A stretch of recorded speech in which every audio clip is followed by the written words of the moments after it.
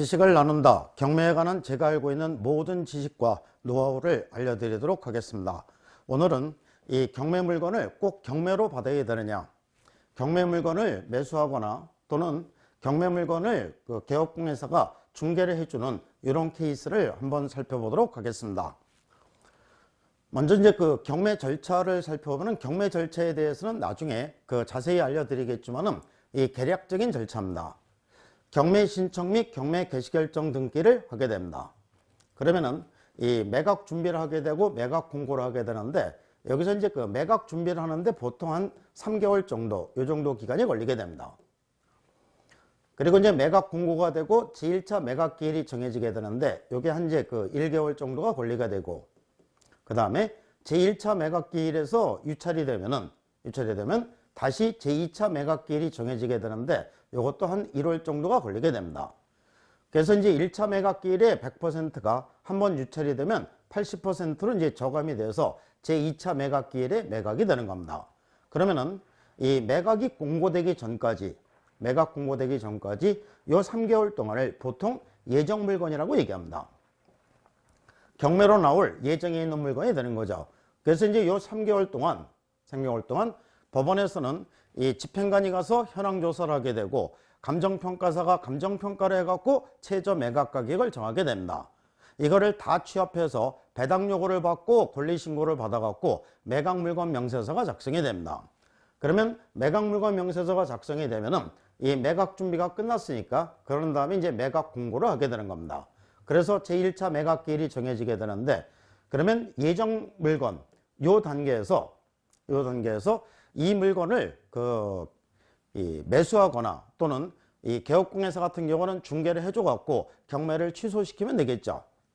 또한 이 예정 물건 단계뿐만 아니라 요 1차 매각기일 요 기간에도 충분히 가능하고, 그 다음에 이 2차 매각기일이 정해질 때까지 요 기간에도 충분히 가능한 얘기입니다. 그래서 이제 경매로 나온 물건은 이 경매로 나오는 나름대로의 특징이 있게 됩니다. 즉, 정상적인 거래 물건과 그 다음에 경매 물건을 비교해 보면은 정상적인 거래 물건은 권리관계가 단순하고 깔끔하죠. 그렇기 때문에 대부분 이제 이렇게 설정이 됩니다. 소유권이 있게 되고 저당권이 설정이 되고, 그 다음에 경매 개시결정 등기, 임의경매, 강제경매 이렇게 나오게 됩니다. 반면에 경매 물건은 권리관계가 상당히 복잡하게 나오게 됩니다. 그래서 이제 복잡한 물건이 되는데 소유권이 나오게 되고, 그 다음에 저당권이 나오게 되고, 가압류라든가 가압류 또는 가압류, 가처분, 압류, 그 다음에 경매 개시결정 등기 이렇게 됩니다. 그래서 이제 정상적인 거래 물건은 이렇게 권리관계가 단순한데, 경매 물건은 권리관계가 상당히 복잡합니다. 그렇기 때문에 경매의 기능 중에서 경매를 통해서 모든 권리를 소멸시킨 상태로 깨끗한 상태대로 새로운 부동산을 탄생시킨다. 이게 경매의 긍정적인 기능도 되는 겁니다. 그래서 이제 경매가 되면은 저당권을 기준해서 권리 분석에 대해서 나중에 배우시겠지만, 저당권을 기준해서 후에 설정된 모든 권리가 소멸이 되는 겁니다. 그리고 저당권보다 먼저 설정된 용익물권 등은 경락인이 인수가 되는데, 그러면 저당권부터 해갖고 소멸이 되니까 이거는 이 경매 처분이 되면 이 전부 다 소멸된 상태에서 깨끗한 상태로 새로 태어나게 되는 겁니다. 그래서 이제 경매는 이와 같은 기능을 갖고 있게 됩니다. 권리관계가 이렇게 단순한 이런 물건들은 이거는 경매 시장으로 나가야 되는 게 아니라 정상적인 거래 시장으로 나가야 되는 겁니다. 그런데 시장이 왜곡이 되는 경우가 있습니다. 그래서 경매로 나올 이 물건, 정상적인 거래 물건, 이게 이제 이렇게 구분이 되는데, 정상적인 거래로 나올 이 물건이 이게 경매로 나오는 이런 경우가 있을 수 있는 겁니다. 그러면 경매로 나오면은 이거를 경락받는 이런 방법도 있을 수 있지만은, 경락받는 방법도 있을 수 있는 반면 이거를 매수해 갖고 이 경매를 이걸 취소시키면 되겠죠. 아니면 개업공회사 같은 경우는 이거를 중개를 해주고 경매를 취소시키면 되는 겁니다. 그러면 이제 이런 식으로 해서 이제 이 처리가 되면은 이거는 소유자도 이익이 되고, 그 다음에 매수하는 사람 입장에서도 이익이 되겠죠. 소유자는 자기 부동산이 경매 처분되면은 창피하죠. 세상에 널리 알려지고 하면 창피합니다. 그러니까 가능하면은 정상적인 가격으로 이 가격보다 조금 낮춰서 팔려고 노력할 테고, 또한 매수인은 싸게 사서 좋고, 그래서 이제 제가 이렇게 이제 이 경매로 나온 물건을 정상적인 거래를 통해서 매수한 요 사례를 한번 이제 살펴보도록 하겠습니다. 사건 번호는 2016 타경 2223 1번 물건이 됩니다. 그러니까 1번 물건이 되고, 소재지는 서울특별시 강남구 대치동 955-16 조원빌라 지하층 1층 B1호입니다. 물건 종별은 다세대 빌라, 대지권은 6평 정도가 되고, 건물 면적은 12.7평입니다. 그러니까 방 2개짜리가 되고, 매각 물건은 토지 건물 일괄 매각, 사건 접수는 2016년 2월 24일, 사건명 임의경매. 감정가는 2억 1천만 원입니다. 감정가는 2억 1천만 원인데 지금 현재 100% 이 1차에 매각될 예정에 있는 겁니다. 보증금 10%. 그런데 이게 본 사건은 추가로 경매 절차가 종결되었습니다. 이렇게 되는데, 왜 이게 경매 절차가 종결이 된 거냐면은 제가 정상적으로 매수를 한 겁니다. 매수를 하고서 경매를 취소를 시킨 거죠. 그래서 이제 이 물건에 대해서 임차인 현황을 보면은 임차인이 전입일이 2015년 5월 22일, 확정일자 2015년 5월 22일 배당 요구했습니다. 보증금은 1억. 이렇게 되는데, B1호에는 소유자가 직접 점유하고 있지 않고 목적물 전부에 대해서 임대차 있음, 이렇게 되어 있습니다. 그럼 이제 등기부 현황을 보면 권리관계가 깔끔하죠. 아까 정상적인 거래가 되는 물건, 소유권, 근저당, 임의경매 이렇게 된다고 했죠. 그래서 이 소유권 보전, 근저당, 임의경매 이렇게 이제 깔끔하게 되어 있습니다. 그러니까 이런 물건은 정상적인 거래가 되지, 이건 경매 시장으로 나가면 안 되는 물건입니다. 그럼 이제 권리 분석을 해보면은 2015년 5월 22일이니까 이 임차인을 등기부 현황에다 갖다 집어넣는 겁니다. 그러면 여기로 들어가죠. 여기로 들어가니까 임차인은 말소 기준 권리보다 선순위입니다. 선순위니까 대항력이 있는 거죠. 대항력이 있는데 배당 요구를 했기 때문에 근저당권보다도 먼저 1억 원을 배당을 받게 됩니다. 그리고 이제 근저당이 배당이 되고, 이런 수수로 이제 배당이 되는 겁니다. 그러면 요거는 정상적인 거래 시장으로 거래가 돼야 되는데, 이게 이제 정상적인 거래에서 거래가 되지 않고 경매 시장으로 나간 겁니다.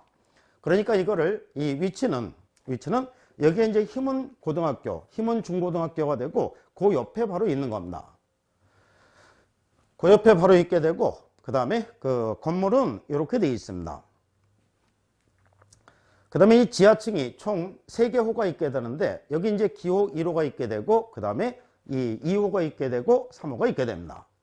그래서 이제 우리 경매팀에서 요거 3개를 전부 다 하나씩 매수를 한 겁니다. 제가 매수한 거는 이 1호, 요거를 이제 매수를 한 겁니다. 요거를 매수한 건데, 이 방이 2개가 되고, 방이 하나, 2개. 이렇게 하고 이제 주방 겸 식당 이렇게 있게 되고, 그 다음에 이쪽이 이제 출입문이 되는 겁니다. 그러면 이제 이거를 이 소유권 이전 2016년 6월 3일 소유자 신정환, 제가 이제 매수를 한 겁니다. 매수를 했는데 1억 8,500만 원에 매수를 합니다. 아까 감정 가격이 얼마였었죠? 2억 1천만 원이었었죠. 2억 1천만 원인데 1,500만 원 깎아갖고 요거를 매수를 한 겁니다. 요거를 매수하고 경매를 취소시키면 되는 거죠. 그래서 이제 이렇게 해서 이제 매수를 했는데, 이 소유자 입장에서 보더라도 조금 깎아주더라도 이거를 정상적인 거래를 통해서 거래를 하는 게 낫다는 얘기죠. 대개 이제 어른들 입장에서 보면은 부동산이 경매 처분되면은 뭐 집안이 망하는 것 같고, 괜히 주변에도 뭐 창피하고, 그러니까 조금 깎아주더라도 싸게 이렇게 이제 매도를 하는 겁니다. 제 입장에서 보더라도 이거를 이 경매를 통해서 사면은 이 당시에 대치동 빌라 같은 경우에는 100% 넘게 경락이 됐습니다. 그러니까 2억 1천만 원 이상을 써야지만 경락을 받을 수 있다는 얘기죠. 근데 그거보다 정상적으로 거래를 통해서, 정상적인 거래를 통해서 내가 사니까는 조금 이 경매 받는 것보다 싸게 살 수 있다는 이런 이점이 있었던 겁니다. 그래서 이제 이거를 갖고 있다가 2018년 3월 22일에 팔았습니다. 팔았는데 이 미국 사람이 샀는데, 이 미국 사람이라고 하지만은 그러니까 이제 그 우리나라 사람이 미국 국적을 취득한 사람입니다. 그래서 2억 5천에 팔았습니다. 2억 5천에 팔았으니까는 1억 8,500에 사서 2억 5천에 팔았으니까는 이 수익은 6,500만 원의 수익이 남은 겁니다. 6,500만 원의 수익이 남았는데 이게 그 2016년 6월 3일부터 2018년 3월 14일까지니까 그 1년 조금 더 갖고 있었죠. 2년 가까이 갖고 있었던 겁니다. 2년 가까이 갖고 있어 갖고 6,500의 수익이 났는데 여기서 이제 세금 빼면은 세금 1,000만 원 냈으니까 세금 빼면은 5,500 정도의 수익이 생기게 된 겁니다. 근데 이거는 순순히 이제 그 내 돈 갖고 투자를 했으니까 내 돈을 갖고 투자하고 융자를 받지 않았습니다. 그렇기 때문에 이 수익률을 계산하기는 그렇지만 만약에 융자를 껴갖고 요거를 매수했다면 수익률은 2년에 한 100% 정도 요 정도의 수익을 얻을 수 있는 겁니다. 이렇게 해서 이제 경매 물건을 이 경매로 낙찰받기보다는 이렇게 매수를 하거나 중개를 함으로써 여기서 이제 그 이 이익을 얻는 이런 케이스를 살펴본 겁니다. 제가 지금까지 한 20년 동안 공인중개사 강의를 했기 때문에 저한테 이제 그 배워갖고 공인중개사 자격증을 취득해갖고 지금 현업에서 부동산 중개업을 하는 사람들이 많이 있게 됩니다. 그래서 이제 부동산 중개업을 할 때 이 매물이 없으면 이런 물건을 그 매물로 선택해서 그 매수 의뢰인에게 중개를 해주고 여기서 이제 중개 수수료를 받는 중개 보수를 받는 이런 케이스도 있을 수 있고 또 아니면은 부동산 중개업을 하면서 자기가 이거는 찍을 수도 있겠죠. 자기가 매수를 해갖고 기다렸다가 이렇게 이제 수익을 얻고 파는 이런 케이스가 있을 수 있는 겁니다. 그래서 이제 그 경매 물건을 꼭 경매로만 그 경락받아야 되는 게 아니라 이렇게 정상적으로 매수를 하거나 또는 중개를 해갖고 경매를 취소시키는 이런 방식이 있을 수 있는 겁니다. 그래서 이제 경매를 통해서 이렇게 이제 그 매수하거나 중개를 해서 이익을 얻는 이런 케이스를 살펴본 겁니다. 감사합니다.